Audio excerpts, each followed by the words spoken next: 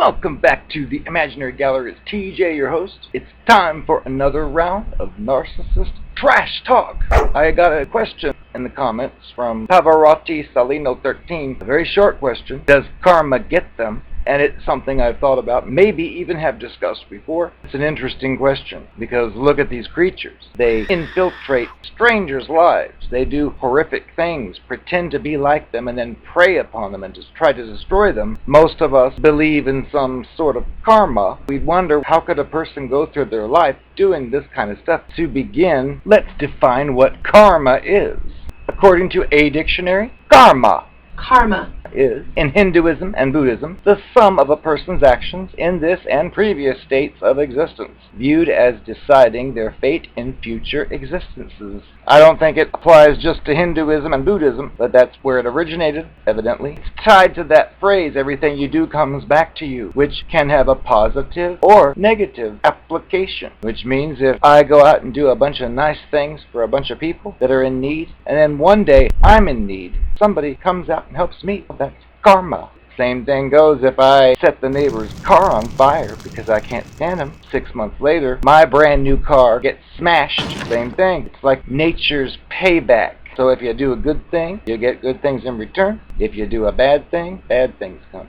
Well, these narcissists and the cluster B creatures do all kinds of horrific things. I think it's a common question many of us have, even if we don't actually ask it. We would just wonder, how could a person go through their lives doing these horrific things? Don't they worry about being punished for it? Well, we are discussing the trash talk of these narcissistic creatures, and it's important to realize something. They have a different type of brain than the rest of us. We have those empathy thoughts and guilt and remorse as well. So if we decide, I'm going to do something horrible to that person because she was awful to me, we many times will stop ourselves and say, wait a second, am I really going to set her home on fire? Would I want anyone to set my home on fire? No, I'm doing nothing. And that's the end of it. Well, that's not the way it works with these cluster B creatures. Remember, they don't feel any type of accountability for their actions, so it's natural to apply that same concept to karma. I've noticed with these creatures, in general, if there's something wrong with them, they tend to have a ready excuse for it, which, if you listen to the conversation, replay it in your mind, you think, oh, that makes sense. However, it's a way to avoid accountability, usually. Like the one I mentioned before that was older than I was, business owner, but couldn't read very well. The reason was, oh, well, the teachers didn't know how to teach reading and writing back when I was in school.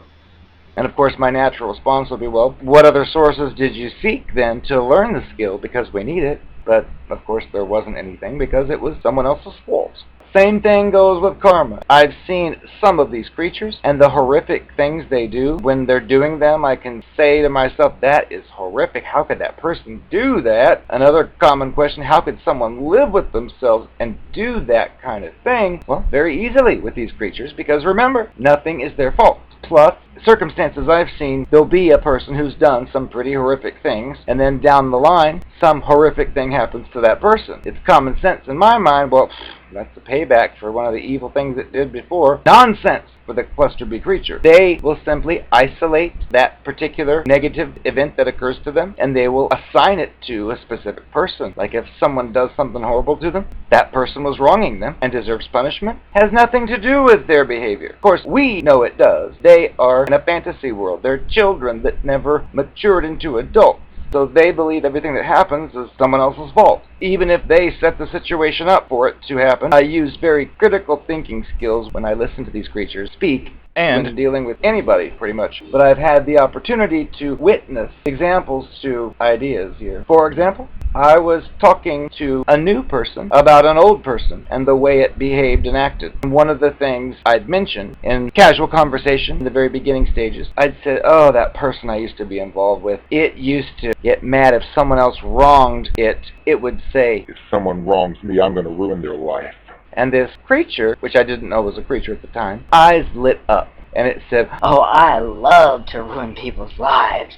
which pretty much I didn't pay attention to, which would be another video. That was a red flag right there. It was saying that it loves to ruin people's lives. And I was new to this person, so I kind of backed up and said, I don't know if I want to hang out with you then. I don't want my life ruined. And then, miraculously, this creature's face didn't flinch, didn't turn red, didn't do anything strange. It just simply switched the story, which these people often do, and changed the story to, oh, I used to love to ruin people's lives. If we're analyzing the situation, we will rewind and recall we heard the words in the present tense. Oh, I love to ruin people's lives. That's present. That's something they love to do. Well, then when I presented a potential obstacle of, oh, I don't think I want to hang out with somebody like that, then it just switched at the drop of a hat. Critical thinking would be like, well, then why didn't you just say, oh, I used to love to ruin people's lives? But no, it was, I love to. And wrong. Fake.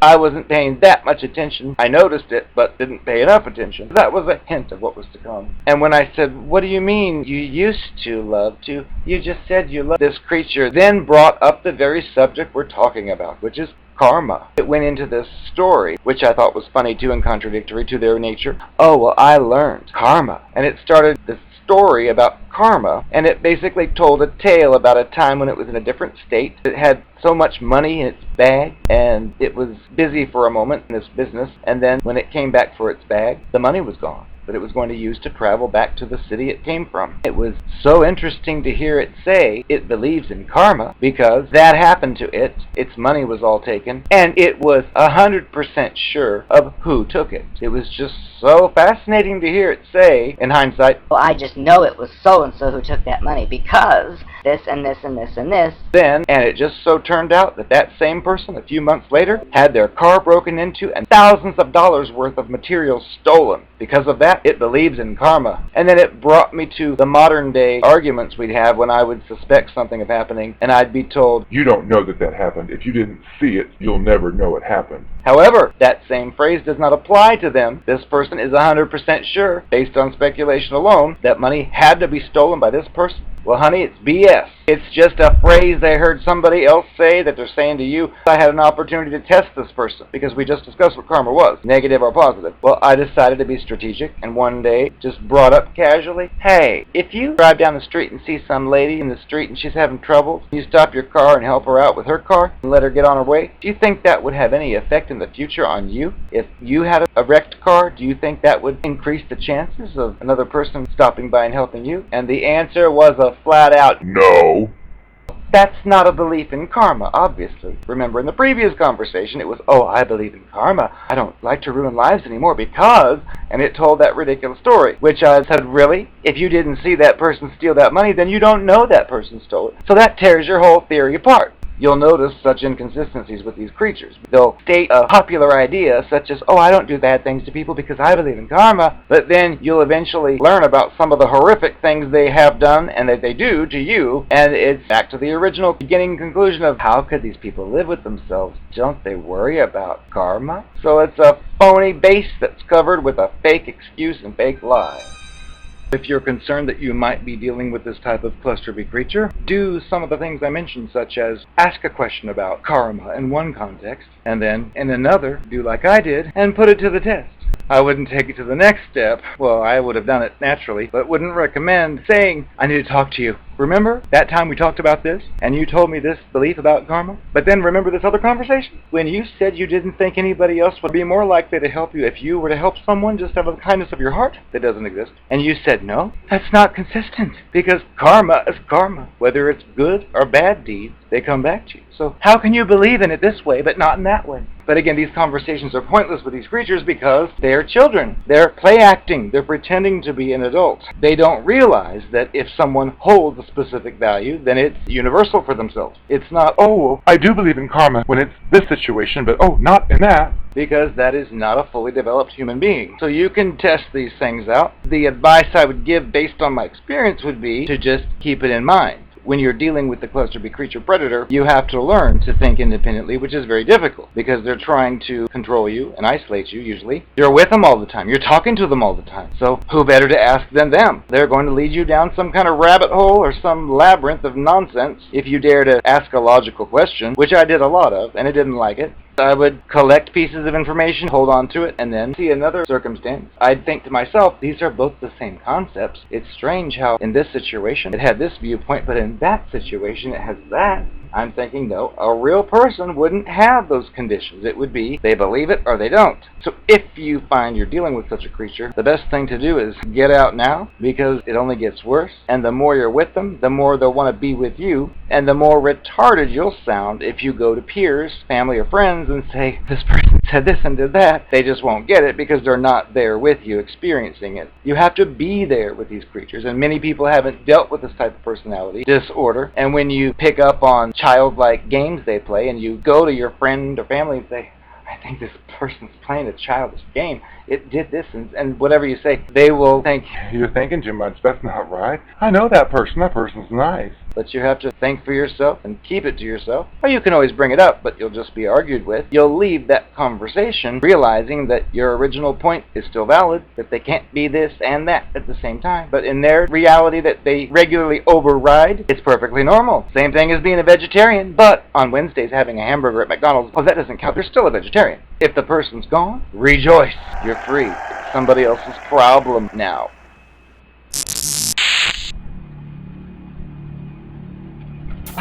I am the Narcopath. I think I'm in love. I've got a confession for you. You know, when we first started to date, I know you were freshly single, and I spied through some of my friends and found out that you were on those online dating sites. I gave you such a hard time about you being on there because you were seeing the likes of me, and I said there's no reason for you to be on there. You don't need to talk to anyone else. Am I not good enough for you? You were resistant to change, and that really gave me a hard time. I sat there and preached to you day in and day out about how horrible online dating is and how all of my previous exes that I met in online dating cheated on me in online dating. I didn't give you all the details. It was the biggest deal for me. I wanted you off there. If you must know, I recently was on there, but all my profiles got deleted because my ex and I shared a computer, and he walked in and saw my conversation about how I wanted to do some filthy things to someone that wasn't him. He blew his top. He flipped the lid. He smashed the whole keyboard with a bowling ball. No more computer, no more profiles for me. When I saw that you had both a computer and profiles, I went on a rampage about how terrible online dating is and how much I'm against it. You need to get rid of it. I realized you weren't going to be controlled. Well, finally, you found out I was messing around with other people I'd collected off the web when I was on there. See, that's what I did. I was on there for a short while. I collected about 10 guys' numbers I could play with, and then I took my profiles off. And then when I saw that you had one, I told you, oh, those are terrible. Get rid of that now. Nothing but trouble comes from that. You wouldn't buy it. Then finally, when I dumped you, you saw my profile up the next day. You sure did. My hot little self. You were asking me questions about it because you still wanted to get together, and I said, oh, I don't want a relationship. But you noted how on my profile it said, interested in relationship. You felt left out now, didn't you? I just told you I didn't want one because I didn't want one from you at the time. But I wanted one from somebody else but didn't want to tell you. It's none of your business. You shouldn't have been so nosy, as I told you when we were dating. I didn't want you to know what I was up to, and you were nosy spying on me. And I confessed to you later that I was the queen of online dating, and you must have really been perplexed after all that preaching against it for all those years. Well, honey, I say what I need to say to get what I need for the moment. So I may be 100% against online profiles. When we're dating and I don't want you to be online, and we're not dating, I'll do whatever I want, which includes I'm the queen of the online world. So don't try to stop me. You had your chance and you blew it because you were nosy.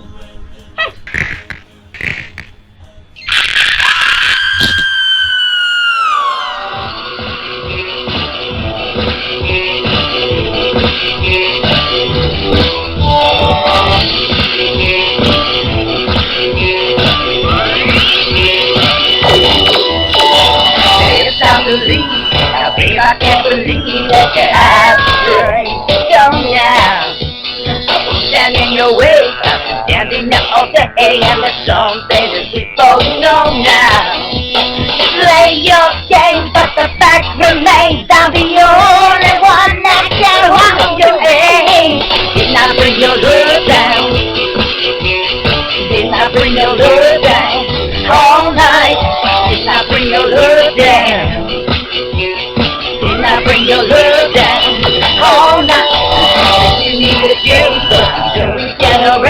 to get out on your own. Oh, but I don't need to worry, 'cause you'll get back in a hurry. I know that you like my stuff.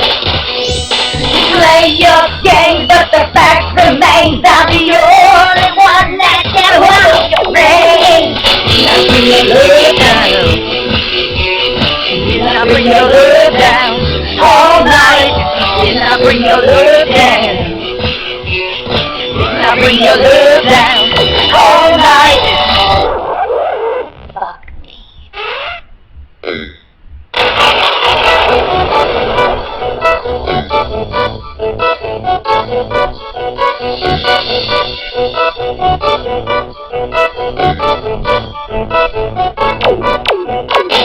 Play your game, but the fact remains I'm the only one that can hold your reign. Did not bring your love down. Did not bring your love down all night. Did not bring your love down. Did not bring your love down all night. Did not all night. Did not all night.